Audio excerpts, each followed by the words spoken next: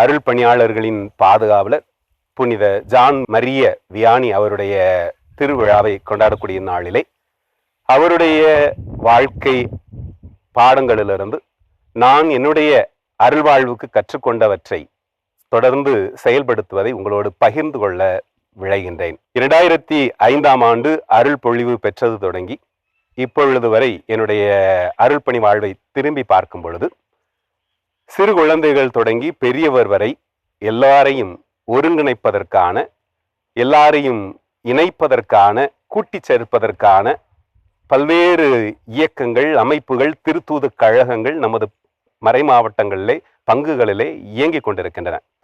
இவைகள் வழியாக மக்களை கூட்டி சேர்ப்பது தேவை என்பதை என்னுடைய பணி வாழ்க்கையில் நான் உணர்ந்திருக்கிறேன். இரண்டாவதாக, மக்களை கூட்டி சேர்த்தது மட்டும் பத்தாது, அவர்களோடு உடன் இருக்க வேண்டும் என்பதை நான் கண்டிருக்கிறேன். 2009ஆம் ஆண்டு வத்தராய் புதுப்பட்டி என்ற பங்கு தளத்தில் நான் பணியாற்றிய வேளையிலே அங்கு ஏற்பட்ட ஒரு கலவரம், அதன் விளைவாக அங்கிருந்த மக்கள் எல்லாருமே அங்கு ஊருக்குள் இல்லாமல் வெளியே சரி சென்றது. ஆனால் ஊருக்குள்ளே குழந்தைகள், பெண்கள், வயது முதிர்ந்தோர் என்று இருந்தார்கள். ஆகவே அவர்களை விட்டு செல்ல எனக்கு விருப்பம் இல்லை.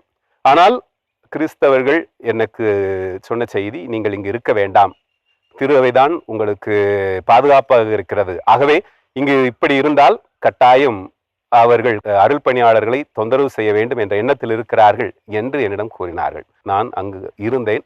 அது மக்களுக்கு ஒரு பெருத்த நம்பிக்கையாக இருந்தது என்பதை கண்டிருந்தேன். அதே ஒரு பின்னணியிலே இன்றும் மக்களோடு உடன் இருப்பதற்கான வாய்ப்புகளை உருவாக்கி கொள்கிறேன். மூன்றாவதாக, என்னுடைய அருள் பணி வாழ்வில் நான் பார்க்கும் பொழுது அதிகமாக இளைஞர்களுக்கான உருவாக்கம் என்பது அழுத்தமிட்டிருக்கிறது.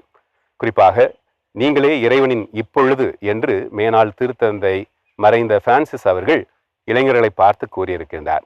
ஆகவே அது இளைஞர்கள் எதிர்காலம் அல்ல, நிகழ்காலம். ஆகவே அவர்களுக்கான முன்னுரிமை என்னுடைய திருவையில் கொடுக்கப்பட வேண்டும் என்பதை அது சுட்டிக்காட்டக்கூடியதாக இருக்கிறது. அந்த பின்னணியிலே என்னுடைய பணி தொடக்கத்திலிருந்தே பார்க்கும் பொழுது இளைஞர்களுக்கான அந்த முன்னுரிமை, அவர்களை இயக்கப்படுத்துவது, அவர்களை பல்வேறு பயிற்சிகளால் ஆற்றல் படுத்துவது என்று சிறப்பாக செயல்படுவதற்கான வாய்ப்பு கிடைத்திருக்கிறது.